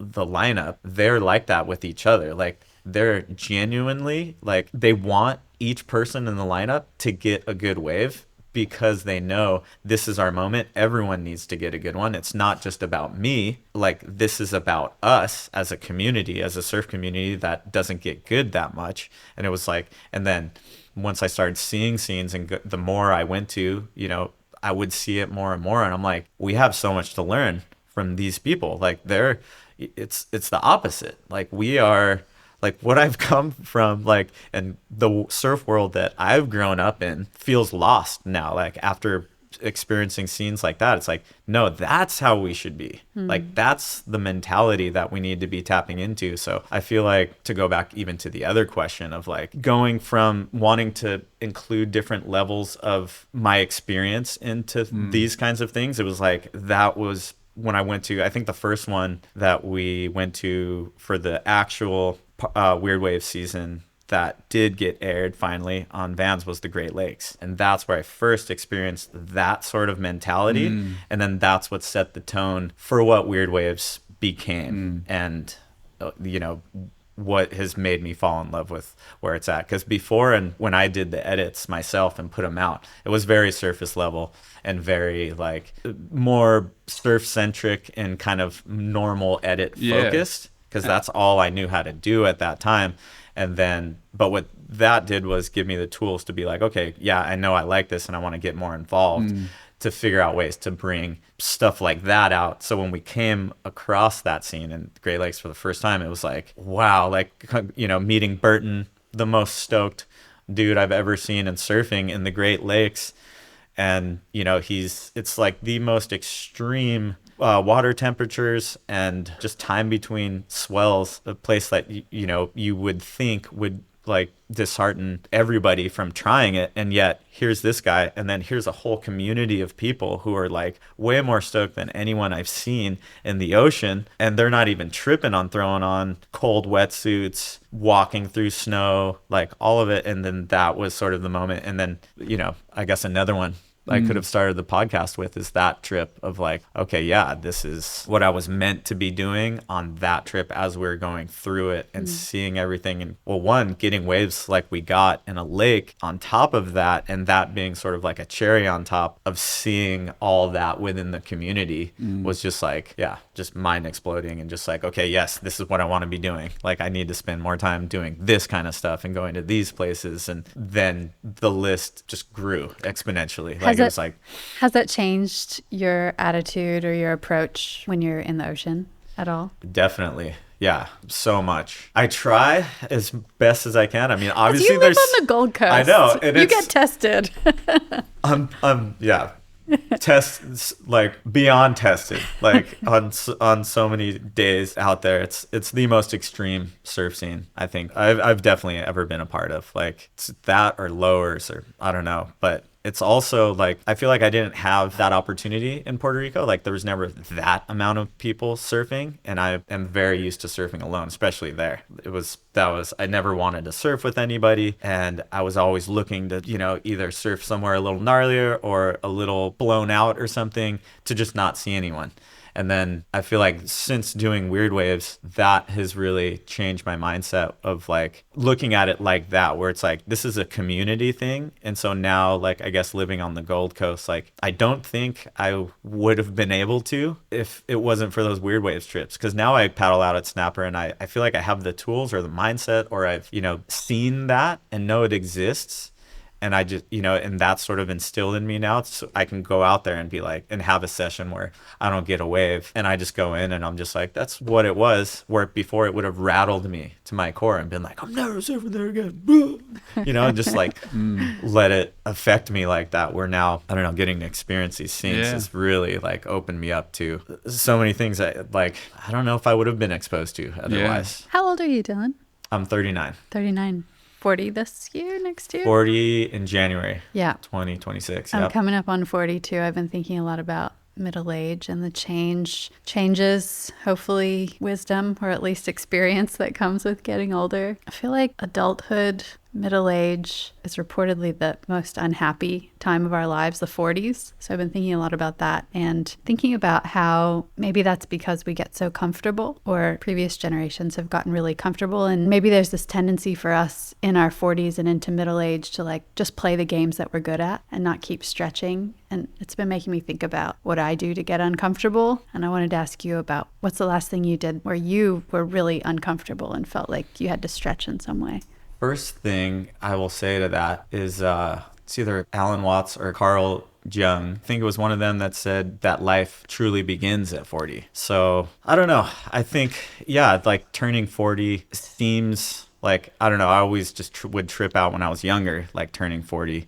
It is such a perspective thing. And I've actually had a lot of my close friends turn 40 recently. And, I've kind of been writing cards to people or messages, or, it's a FaceTime where we just chat. And we've been chatting a lot about perspective. And I guess something that came up was like, where my mind went to was like, you're turning 40. And I put this on my friend's, it was an email. It was, when you turn 40, you've spent 19 years being an adult. So in a way, you're still a teenager.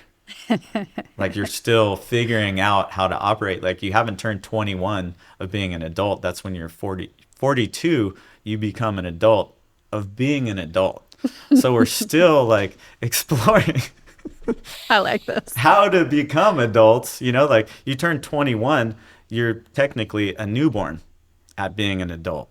So like one thing is perspective, and that is sort of somewhat the message I was trying to convey to them, to like, I don't know, I guess ease the pain of turning 40 or something. I don't know, like not that, and I don't know. I think it's a bigger deal than we make it. And then also, like I think maybe that's it. Like maybe it has been reportedly the most unhappy time of people's lives, because maybe you do start or stop like trying new things and just stuck in your ways, or your mind's not open enough to be like, oh, you know what, like I'm just gonna learn a new language for the hell of it and like try that, or try this, and you get stuck in your routine. So I don't know, maybe that's the time feels scarce. I think time feels maybe more scarce because of all the life pressures of being kind of in the sandwich for a lot of us between having young children and aging parents. That makes for a very time scarce experience. Maybe that's part of it too. True. I guess also, like at this time, I guess we're both new parents, and I feel like that has been such a big learning, curve in its own right, that, you're like, okay, you're just kind of getting like your feet as like in this adult thing, and you're like, okay, cool, I kind of got a career figured out, I guess, maybe, I don't know. And then you have a kid, and you're like, okay, what? I am the person for this person now. Like, holy shit, I got to get my shit together.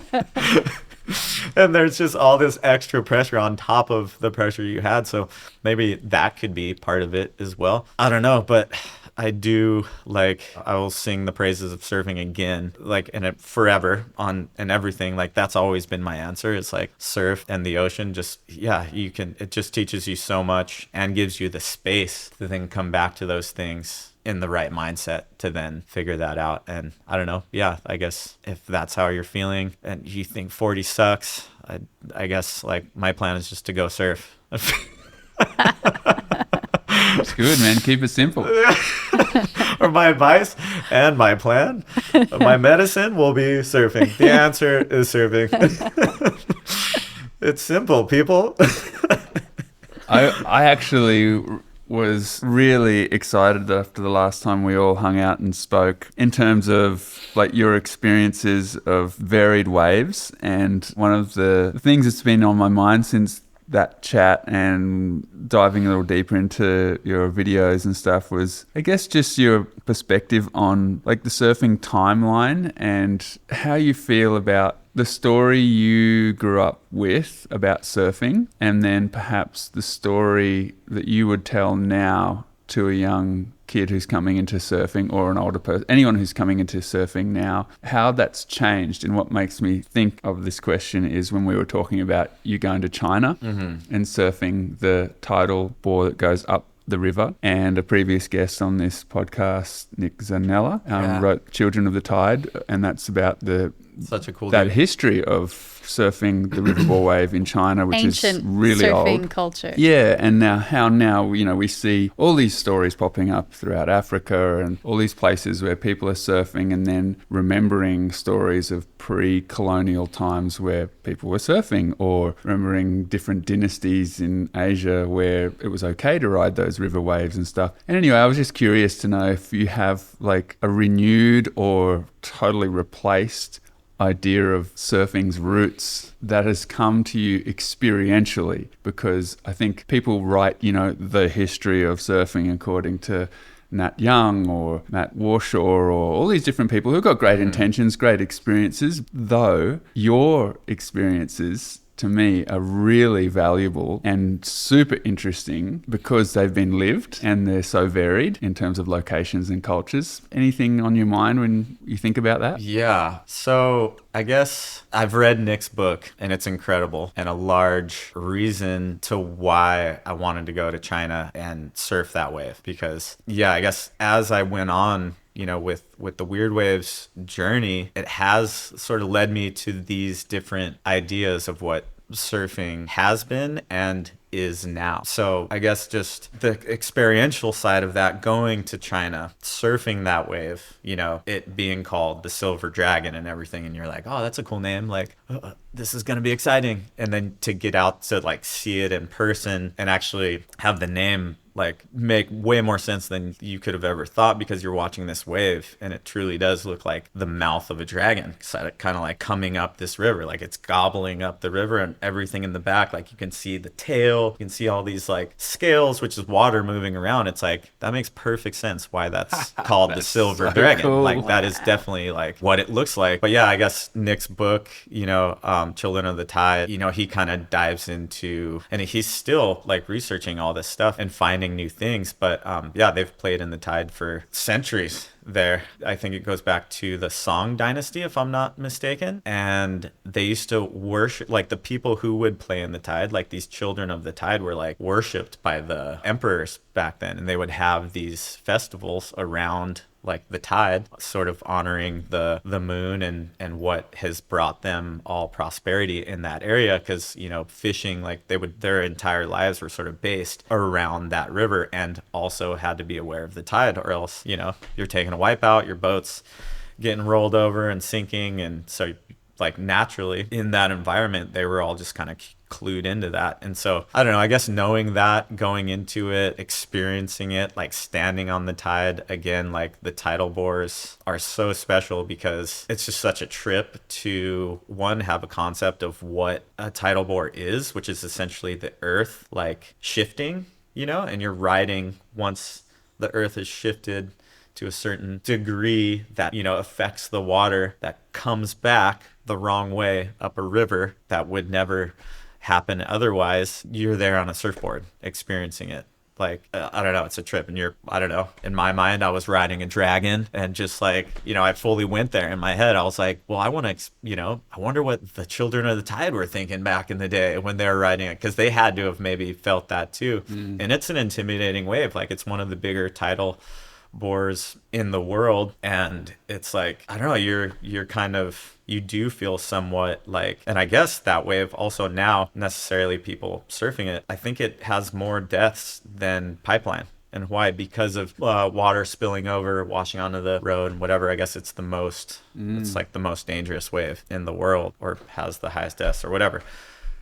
But being there, you kind of feel that, and it does feel like you're kind of riding, like, it's the coolest way to connect with history. And it's weird because, and we've chatted about this, I used to hate history. It was my least favorite, like, class in school, because it was like, there was just all these dates and people who did things. And to me, just young surf brain, just surf rat, it was like, why do I need to know about what Alexander the Great did at, in 17 whatever, like, I don't even know when that happened. But like, yeah, it's like, now looking back on that, like, in this way, history is now my favorite thing, and I'm looking at it from my surf lens, and surfing's helped me connect me to it. And obviously people like Nick's work, it's like, that's insane. Like, for me to be able to go and experience something in this day and age that people were experiencing in the song Dynasty, like, surf wise, like, that's insane. Like, to me, that's like the coolest ride I could have ever asked for in surf, because I'm getting that, like, I feel a connection to that in some weird way, and then also having my own experience and feeling that for myself. So yeah, it's, I mean, on so many different levels, like, more in love with this process and these other waves and than ever, but also realizing how important it is for us as a culture, us as surfers, to hopefully all get a chance to experience that. Because you can go and surf Waimea, and you can go and surf pipe, like all these great people have in the past, but you're not really riding exactly the same wave, like, so to speak, where, like, you kind of, I've felt like that in China, where it probably hasn't changed that much. Like, maybe it has, maybe it hasn't, but not to the extent of what I would say a normal surf break is. Maybe, I don't know, maybe not, now that I don't know. Yeah, that's really interesting. I guess that's debatable, but well, I actually, it's funny when you're just talking about the nature of your editing, and including people's stories and including the story of the place, and specifically the wave, because I love how you decode why these waves even exist. That actually, to me, is such an echo of the original formula of, like, Endless Summer. They hang with the people who are there. Those people show them around. Like, when they go to Africa and they go to Cape St. Francis, they're hanging with the local crew who want to show them their place. And then they go and check out all the animals, and there's a sense of humor to it. And there's a bigger picture that puts the importance or the joy of the wave riding into perspective among the whole ecology and social scene that's there. And so in a way, it's kind of cool. It's like you're doing the same thing in your own way, of course, but it kind of, is an echo of the roots of the way surf-centric storytelling was, and then got kind of lost. Because, for our whole lives, it's like you don't go somewhere and tell anyone where it is on the screen, because you don't want to upset the local scene and make there an inundation of traveling surfers and a scene. So typically, it's been very much about resource guarding and hoarding and locking things down and being quiet like that. So I think that's a lot of gatekeeping and ideas of ownership, which is like super lame on many levels. And then understandable on other levels. Though I just think that's also part of the real freshness of what you're doing. And perhaps that's something that can be remembered in the standard ocean wave lineups, like the snappers and the various places. And perhaps by seeing you in these places where there's this charm, this obvious joy, this openness, and not really a sense of ownership, more a sense of belonging. Like, people belong to those places, and there's a real charm and stoke in that. And perhaps that's going to come back, like how you were saying, when you go surf snapper now, you have more of a community mindset. I loved how you said that. You were saying how you look at the whole scene and be like, wow, look at all these people that are so in love with this spot, riding waves, being in the water, that they're all here right now doing this. And that to me is a pretty valuable perspective to have, because instead of, like you said, coming in all bummed because it's so busy and everything, you're coming in going, man, look at all these look at all these people who are so head over heels for this, that one ride is enough to be worth it all. Yeah, those are my good days. I still have my frustrated days at Snapper and everywhere too, and can get caught up in all that as well. I remember seeing, I think it was in Shelter, Nat Young saying, sort of talking about growing older and surfing and like how he needs less waves, feel satisfied. I loved that movie, and it would get me pumped to surf. And that was always something like, I guess I thought about, and I would always wonder like when I would get there, because I definitely felt pretty far away from that statement when I first heard it. And I was like, I don't know, like I still feel like I need a lot of waves to get satisfied at this stage, and now I think that came out when I was like, I wonder if don't know, he ever 17. actually got there though. If you actually surf with Nat. I don't know. I think he was sharing. Well, everyone's got good days and bad days too. And sharing a dream. It's like, I hope to get there one day. Maybe that's how he framed it. But I don't know. I think there's a lot of that too in surf. There's totally. like how much is romanticized versus how much is actually being felt and practiced, or even like what exactly is going on. But I think we're all sort of hopeless romantics in our own ways. Like as surfers, you're kind of you pretty easy to be like, yeah, I did that, like pat myself on the back. Oh, I noticed this about that person, because I feel like riding waves gives you that kind of like, I mean, it's seriously like it's the coolest thing you could ever do on this planet, I think, like in my opinion. Going back to the Bruce Brown thing, like everybody in surf, like Bruce Brown is definitely like instilled in all of us, or should be. My mom was a huge fan of Bruce and Dad, and we had all his videos. We had all the VHSs. We had waterlogged. Like I think he sold like this VHS like kit, and it was like, I just remember that was, no matter where we moved or what was going on, it was like we had the Bruce Brown like VHS kit with us. It was like, okay, cool. It was like the first thing to get unpacked always. It's like, oh, we're here in our new house. It's like, okay, they're already there. It's like we couldn't, even if I tried to, it was like they were like a staple in our household. So yeah, I don't know, Bruce, I've always been such a huge fan of. And yeah, definitely it was an easy one for me to sort of pull inspiration from once I started editing myself. It was, I feel like there's been somewhat of like a plague of like maybe it's some of that, and I understand like the not wanting to share all the information, but I think we've done ourselves a disservice to only show that side, because that's such a small part of why we love it. So I don't know. That kind of ended up being, and still is, a lot of my inspiration of like, walking that line of like what I guess 90s surf edit is and what came before that, and how can you sort of DJ the different worlds and what we like and what's currently happening now. Like what are new ways to look at that? And I guess I've fallen in love with this style of doing it where it has a little bit of everything. I had the pleasure of going on a trip with Jack McCoy. He was there just hanging with us because I think it was right after COVID or something, and he didn't have much going on, and he just came on like a Hayden Shapes team trip. Shot a couple things, but he was just more kind of hanging out just to like cruise with us. And we were surfing this wave down on the south coast, and we had surfed all morning and everyone was hungry, and they're like, hey, we're gonna go get food and we're gonna come back, because Jack didn't want to, like, there was a little bit of a hike to get down in this wave and he didn't want to leave, and so he's like, I'm just gonna stay here. They're like, all right, someone like stay here with Jack. And I was just like, yeah, I'll stay here on the beach with Jack. Like, this is sick. This is the moment I've been waiting for to like pick this guy's brain.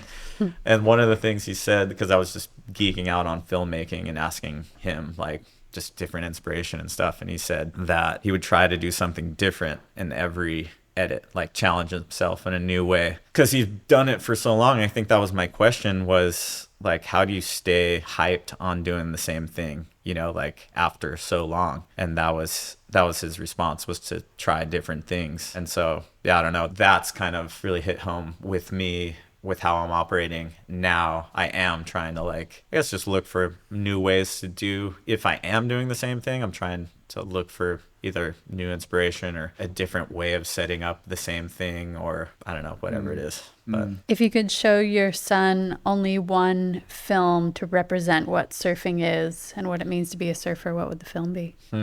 Ooh, that's tough. Man, I don't know. I guess I'd have to say like Endless Summer 2 maybe, or Waterlog, just because, I don't know, I guess the essence is there. But I guess it's a loaded question because, yeah, like, I don't know, what do I want him to know about surfing? I guess if it's just one movie, yeah, it'd have to be that then. That's so interesting. I actually would probably, if you were to ask for this question for us, if we were to do the same thing, I'd kind of be inclined to show Minnow your series because it's now, and it's just like the nicest, best part of people that you're illuminating, and just the joy with less that you're sharing with people. Like, they're just stoked with less, and in terms of, you know, like waves, like, oh, you got to live with point breaks all around you and pumping surf all the time, all that kind of thing. It's like, I love that theme, that feeling there, but at the same time it's hilarious because all that Minnow's really seen is Endless Summer 2. And we chose Endless Summer 2 because That's so cool. No we way. chatted with John, and he said that was his favorite film of all time, favorite surf film. Yeah. And so I was like, Endless Summer 2, Yeah, who we says had a that? chuckle. I hadn't watched it since I was a kid. And I would say it's great for its humor. Has some shortcomings with being pretty sexist,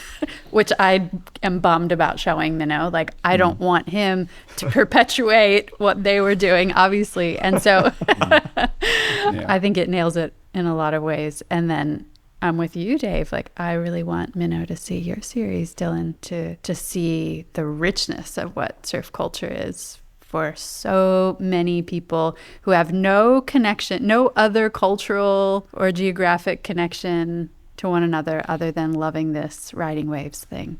Wow, thank you guys. Yeah. I've got chicken skin. And Also immediately my head goes to, okay, I have to make something like that encompasses everything, because I was thinking, what one would it be? Like, I was like, I have to somehow get it down and like encompass it in one so that I can look after Minoa and make sure that he's like getting everything, and not just, because I guess there's a lot now. Yeah, there is a lot. That's the joy of a series then, I guess, huh? You can say a lot over a long time. Yeah.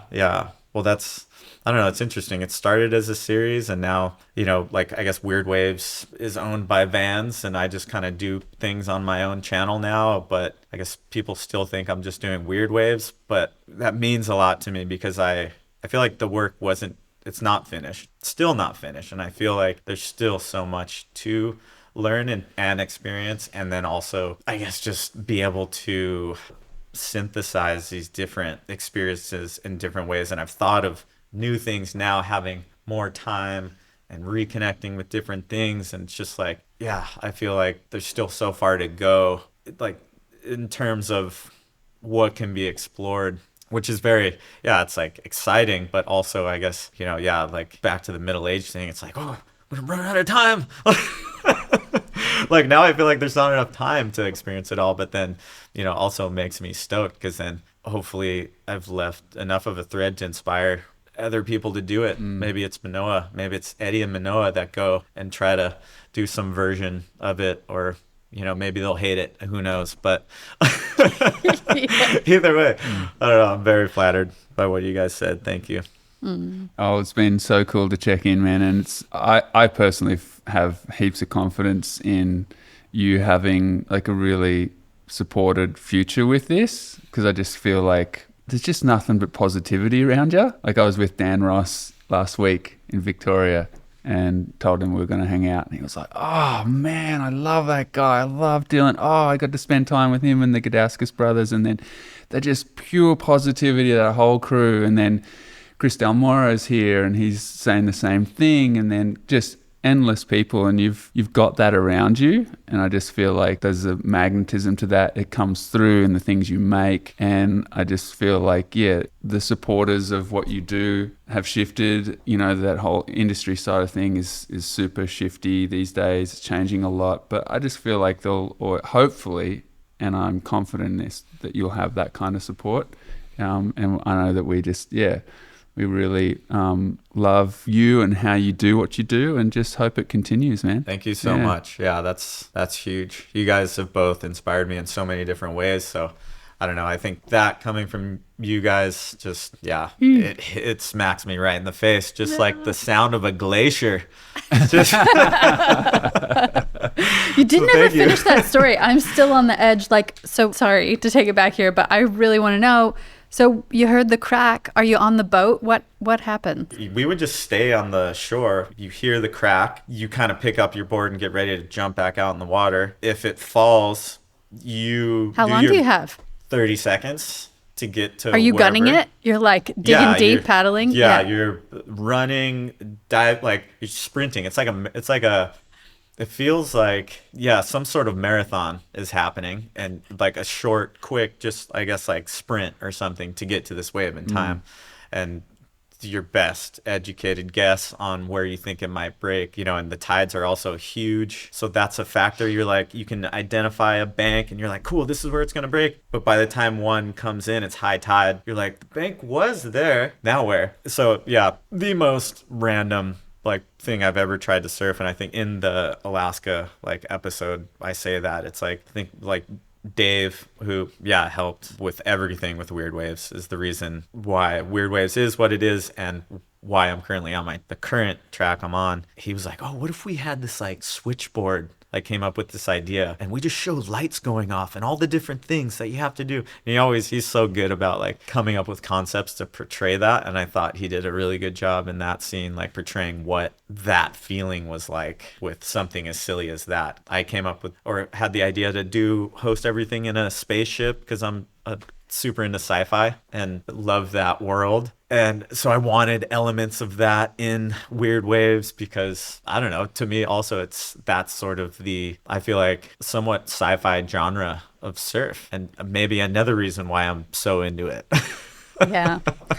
All right, last question. You have taught yourself all of these skills with editing and production and interviewing. What advice do you have for people who are maybe standing at the precipice of wanting to dip their toes into something new but don't have any practical experience? I would say attach your want to do something to as many things as you can in your life, because I feel like that's what worked for me. It was sort of surfing was always my love and still is. Then, when I thought of editing, I was like, oh, boring. I don't want to do that. But then when it had to do with surfing, it was like, maybe this would work. And so that helped me attaching to that, attaching editing to surfing. It was an easy way. It was this easy pulley system to be all right, it's drawing me closer into surfing, which is an already established love in my life. And it felt easy because there was already a magnet pulling me that way, offering a different drive to want to stay with it in those moments where you're like, what am I doing? I just spent a whole day on this and I'm nowhere.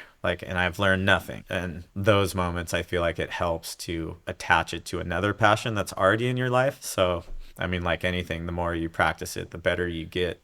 The longer you're able to stick with something, the better you can get. So it's a numbers game. It's just if you can, give yourself more reason to keep those numbers getting higher and higher, then you'll get there. And the music thing, I love when you were speaking recently with us about because you make the music for your pieces as well. Some of it now, less of it now because time's getting less. But for Weird Waves, we would do it all because we had more time. Wow. Yeah, I guess that side of things too. Music and surfing were always kind of separate for me. I don't know. I never saw myself really wanting to make music to go to a section that I'm surfing to. The idea of that to me seemed lame a little bit. Then, I don't know, I guess my influence from the Gedalskis brothers, being involved with different projects with them and just their sort of goofy and lightness around things like really helped open my eyes to a lot of different things. But yeah, that like I think we made a few songs for the Vans, like getting classic videos when we were doing those, and that it was such a fun experience, like, and again surprised me of like, wow, this is so fun. And I guess just having that like idea in the back of your head going into something we all had been doing for years at that point, but it was like, let's just make something, like who cares if we made it for ourselves, like what a cool gift, you know. And it was sort of them illuminating that, like why not give yourself a song, you know, like for this thing that you worked on all year, and challenge yourself to see if you could make something that would go good enough that made it feel acceptable or whatever. So it's just like another, like any of these things, I think I'm definitely learning that the challenge of it, and my trying to have less preconceived thoughts about so much more when I go into it, because of all these things that have become staples in my life, like music, editing, surfing. It's like, I mean, I guess surfing was an easy one for me to fall in love with, but yeah, like then music, you know, sort of came in after, and just I guess the therapeutic sides of that have a correlation with surf. But yeah, now that I have these three sort of entities in my life, it's cool to see how they interact and inspire one another. And it's like this whole nucleus in my life now that helps me stay more inspired for each one as it goes on. So like, for example, like I was telling you the other day with, you know, with editing, if I'm hitting a wall and I can't think of what to do next, or, you know, need or don't feel like I have the idea yet, or it's fully formed, I'll just take a break and dive into music, have that like space to be like, okay, turn that side of my brain off, let me go here. And if I get there or bored with music, then I have surfing, and then you can just stay in this crazy creative cycle that's so fun to live in. Like you're just I don't know, hopefully that's where my dad's at. He's just in that cycle, like just living, just existing in that, because that's, I don't know, that's such a cool place to be. Time is precious. Thanks for spending some of yours listening with us today. Our editor this season is the multi-talented Ben Jake Alexander. The soundtrack was composed by Shannon Soul Carroll, with additional tunes by Dave and Ben. We'll be continuing today's conversation on Instagram, where we're at Water People Podcast. And you can subscribe to our very infrequent newsletter to get book recommendations, questions we're pondering, behind-the-scenes glimpses into recording the podcast, and more via our website, waterpeoplepodcast.com.